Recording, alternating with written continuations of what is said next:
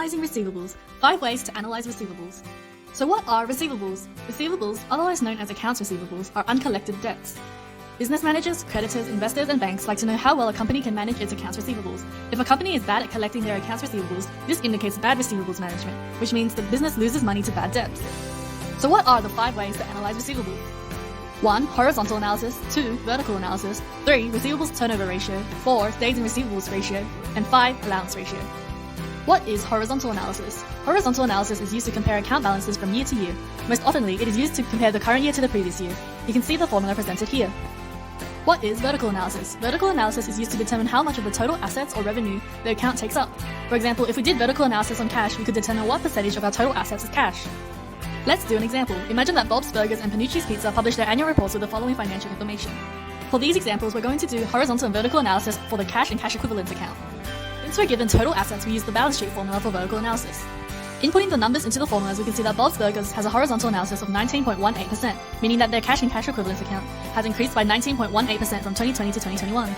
Using the formulas again for Panucci's Pizza's vertical analysis, we can see that in 2025, their cash and cash equivalents account was 76.09%, meaning that cash and cash equivalents makes up 76.09% of their total assets.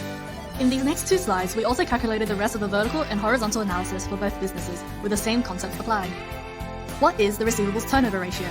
The receivables turnover ratio compares a business's credit sales during a time period to its average net receivables balance during that same time period. A higher receivables turnover ratio signifies that a business collects or turns over its accounts receivables quickly and efficiently, and has a high percentage of customers who repay their debts quickly, so a higher receivables turnover ratio is a good thing. Let's have a look at this example. Bob's Burgers and Panucci's Pizza have recently published their annual reports with the following financial data in this table.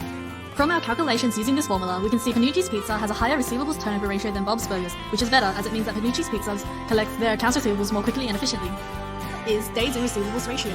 Days in receivables ratio divides the receivables turnover ratio into 365 days to convey the amount of days it takes a business to generate and collect its receivables. Similarly to the receivables turnover ratio, the less days or time it takes a business to collect or turn over its accounts receivables, the better, since you don't want receivables to take so long to collect that they become bad debt expenses. Let's have a look at the example again. Using the same financial data, we can see that Bob's Burgers has a higher days in receivables turnover ratio of 148.98, meaning they take 148.98 days to generate and collect their receivables. This is longer than Panucci's 128.52 days, meaning they have a worse receivables position. What is the allowance ratio? The allowance ratio determines the amount of receivables that are expected to become uncollectible in the future, becoming bad debts. A higher allowance ratio is often bad because this means that more receivables are expected to become uncollectible in the future. Let's have a look at the example and financial data again. Note that the allowance for bad debts is also called allowance for doubtful debts. After calculating using the formula, we can see that Panucci's Pizza has a higher allowance ratio than Bob's Burgers, indicating that they expect more receivables to be uncollectible, which is a bad thing because they will have more bad debts. Thank you for listening. I hope this gave you a better understanding of the 5 ways receivables are analyzed.